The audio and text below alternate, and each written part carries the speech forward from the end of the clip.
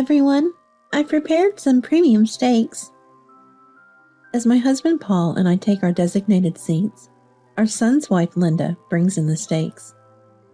She sets the plates in front of everyone but me, then sits down and starts pouring drinks. No need to label the steaks as premium. I'm pondering this when our son Brian notices my plate is missing and nudges Linda. Where's Susan's portion? Well, it's a family gathering today, right? Susan isn't really family, is she? I felt a jolt, like a blow to the head, but Brian and Paul almost immediately reprimand Linda. Their yelling was so loud, I worried it would wake the sleeping grandchild. No, it's okay. I'm not that hungry, I said, calming down an angry Brian and Paul. Linda, unapologetic, sips her tea and takes a big bite of her steak, looking content. This is delicious. How does it taste to you, Susan? Oh, I forgot. You're not real family, so we didn't prepare any for you. Sorry. Brian looks at Linda like he's eaten something bitter. True, I'm not Brian's biological mother. Brian is indeed the stepson from my marriage to Paul. I even insisted Brian call me Susan, not Mom. So maybe I'm not really family. But what about you, Linda? Are you truly family to Brian and our grandchild? I excuse myself to the bathroom, step out of the living room, and make a call. The peaceful, sleeping face of my grandchild flashes in my mind, and I press the call button on my mobile phone, my heart tightening with regret. My name is Susan. I married Paul, a divorced man, and raised his son, Brian. I met Brian when he was 7, a straightforward and affectionate boy who quickly grew fond of me. When I officially married Paul, I was serious with young Brian. You don't have to call me Mom. Susan? That's fine, I said. Initially opposed to marrying a man with a child, my parents eventually understood and accepted Paul's character, allowing us to live happily as a real family. Brian moved out as an adult, living nearby. I always thought, if he's just minutes away in an apartment, why not stay at home with us? However, guys have their things, you know, Brian replied. What does that mean, guys have their things? Are you saying women don't? No, not like that. Guys have their stuff, and so do women. Yeah, even dogs and cats have their own things. Life became really easier and much more leisurely after Brian moved out and became independent. Paul runs an interior design company, working in the same office with Brian to prepare him to take over the business. As a housewife, after seeing Paul off to work in the early morning and finishing household chores, my greatest pleasure is sitting on my favorite sofa and reading. But to be honest, I'm not much of a reader. I tend to get sleepy just a few pages in. In fact, I read more to sleep comfortably. I feel a bit guilty for the authors whose books are used for such purposes. That's why I sometimes borrow children's encyclopedias from the library. Lately, I've been enjoying a rather plain hobby, looking through bird encyclopedias and matching the sounds I hear from the nearby grove to their sources. Gazing at the new greenery outside my window, the comforting chirps of birds from the encyclopedia resonate. Sitting on the sofa with the bird encyclopedia, I almost laugh looking at Paul's profile as he gazes at the sky. Cuckoos lay their eggs in other birds' nests, you know. Bird parasitism, right? Saw it on TV.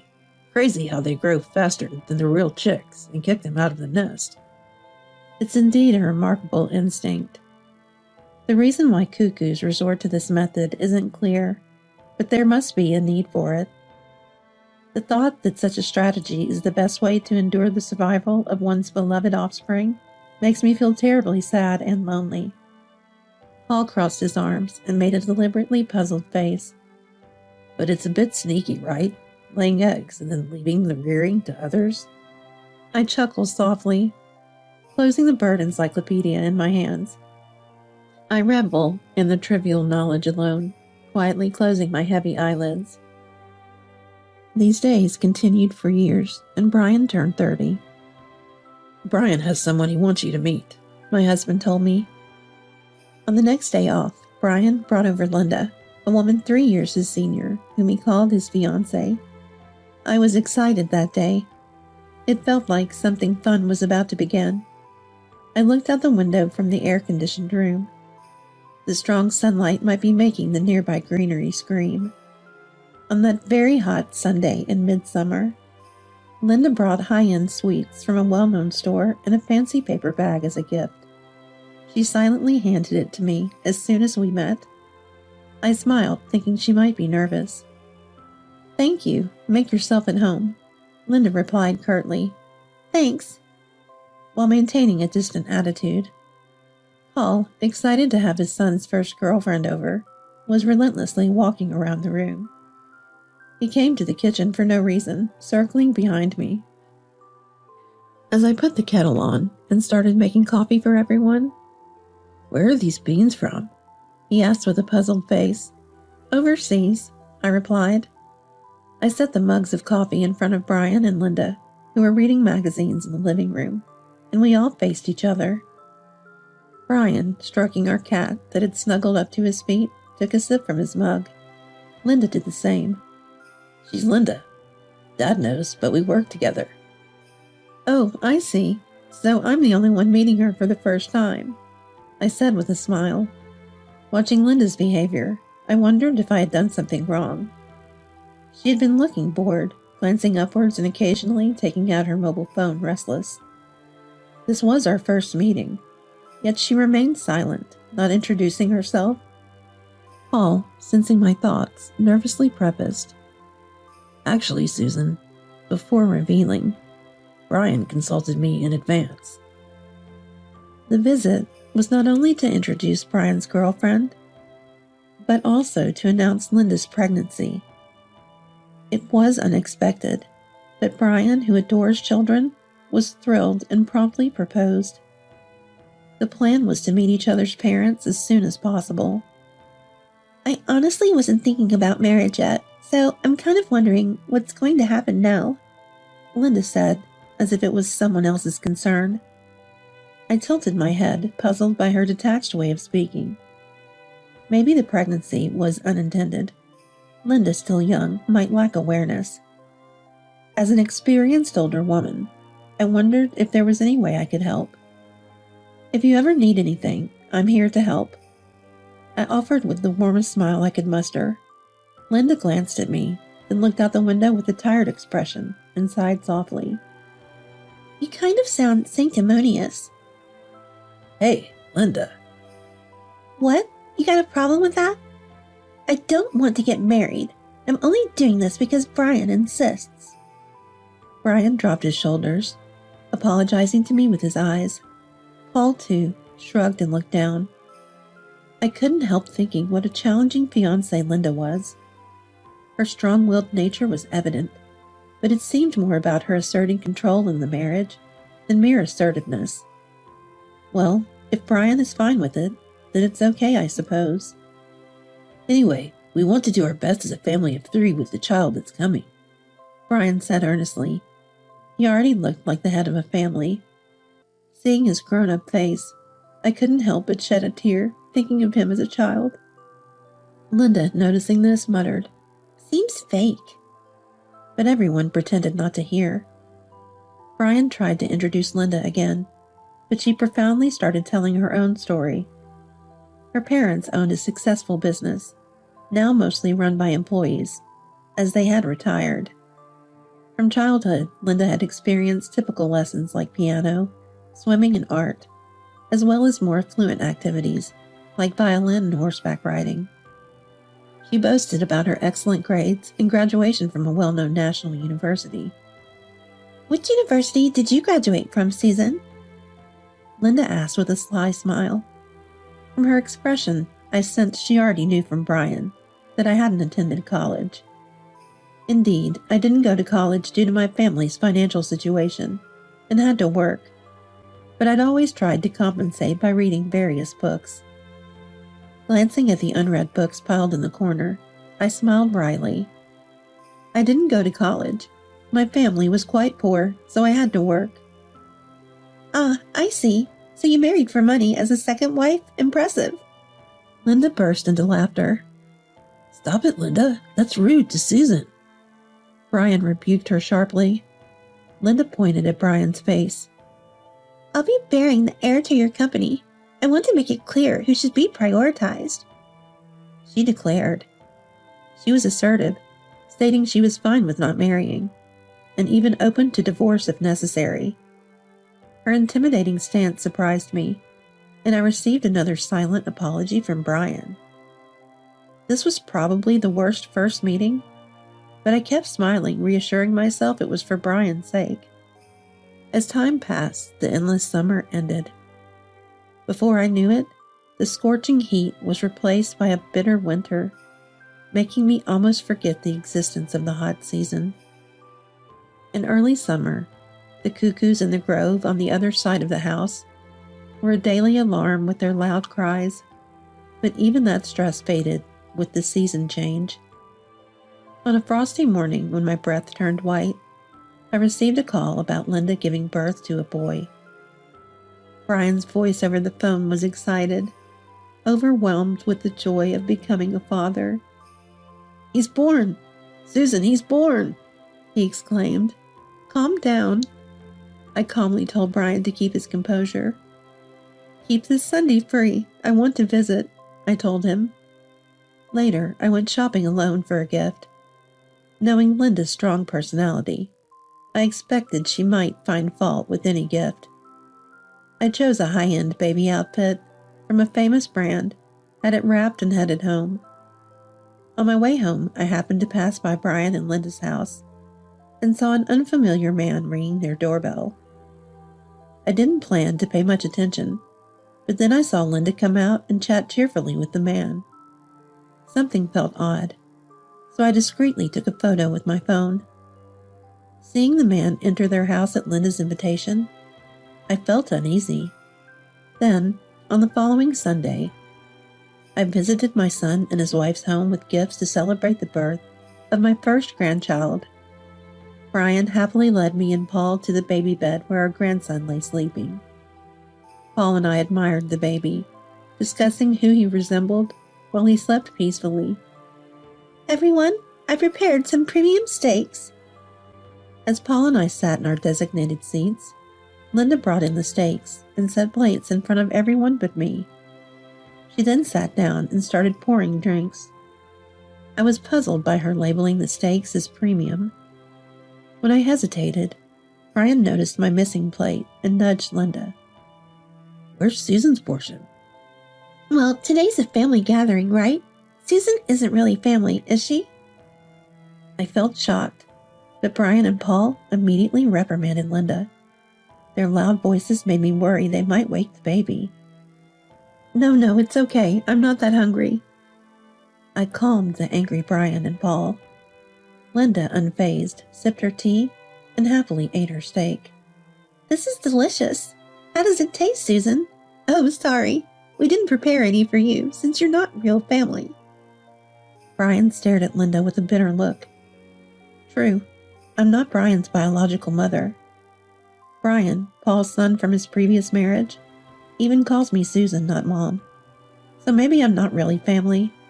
But what about you, Linda? Are you really family to Brian and our grandchild? I excused myself to the bathroom, leaving the living room to make a phone call. Thinking of my peacefully sleeping grandson, I pressed the call button, feeling sorry. Soon, the doorbell rang. Wondering who it could be, Brian and the others didn't move, so I went to the door. Opening it, I greeted. It's been a while. I invited the visitor inside. In the living room, Paul and Brian were speechless. Nancy, why? I had called Nancy, Paul's ex-wife and Brian's biological mother. Nancy and Paul, both busy entrepreneurs, had divorced amicably due to their inability to manage family life. Knowing this, I had insisted to Paul that Brian maintain a relationship with Nancy. Eventually, we all became comfortable dining together, understanding it was unconventional. When Brian was getting married, Nancy suggested they stop meeting to avoid bad optics. Linda, unfamiliar with Nancy, was confused and struggled to respond to the sudden appearance of this woman. Nancy, without preamble, placed several photos on the table where everyone could see them. In the photos, Linda was arm in arm, smiling with a young man who was not Brian. "These are Linda and her ex-boyfriend, aren't they?" Her tone was sharp, a mix of question and confirmation. Linda, undisturbed by Nancy's provocative demeanor, responded, "Who are you? Do you enjoy taking secret photos?" Ignoring Linda, Nancy pulled out a card holder from her jacket and handed Linda a business card. Linda glanced at it briefly, noticing Nancy's name and her title as a detective. Linda frowned at me, as if accusing me of hiring the detective, then sat back down in her chair, arms crossed. "So Susan has a lot of free time. Hiring a detective to get photos of me accidentally meeting my ex? Must be satisfying for you." The photo alone wasn't conclusive proof of infidelity. "Sorry, if you wanted more steak, you could have just asked," Nancy said, unflinching. She stayed in her role as detective, not revealing her connection to Paul, and presented her findings. Linda was still romantically involved with her ex, even after marrying Brian. And they never actually broke up. When Nancy received the ex's name as David, Linda flinched momentarily, then glared at Nancy. "But, so what?" Linda snapped. Nancy, with a refined smile, "I gave this David a little money to share his story. He had quite an interesting tale." She continued. Fear twisted Linda's face. As I watched Linda's expression, I felt as if the temperature in the heated room was dropping rapidly. The one responsible for this chilling atmosphere continued to explain with a mischievous smile. I already knew the story. David, having been paid, claimed he was the biological father of Linda and Brian's child. Linda, upon hearing this, immediately denied it, crumpling the photo of her and David and throwing it. "I admit I dated David, but paying him to slander me? That's defamation." "The newborn is truly yours and Brian's child, right?" "You're the worst, Susan. I don't want anything to do with you anymore. Brian, we're not meeting these people again. Get control of Paul's company fast." Linda yelled shrilly. I went to Brian and whispered in his ear, "Bring the birth records." Brian looked at me with a sad expression, as if searching for the real intention in my eyes. Eventually he stood up, fetched the records from a dresser, and handed them to me. Opening them, I saw the blood types listed. The blood type was incompatible with what could be expected from Linda and Brian's combination. Reacting to this, I exclaimed, "I don't mind doing a DNA test. That child isn't Brian's." After my declaration, silence fell upon the room, soon broken by the loud cries of the baby from another room, filling me with deep unease.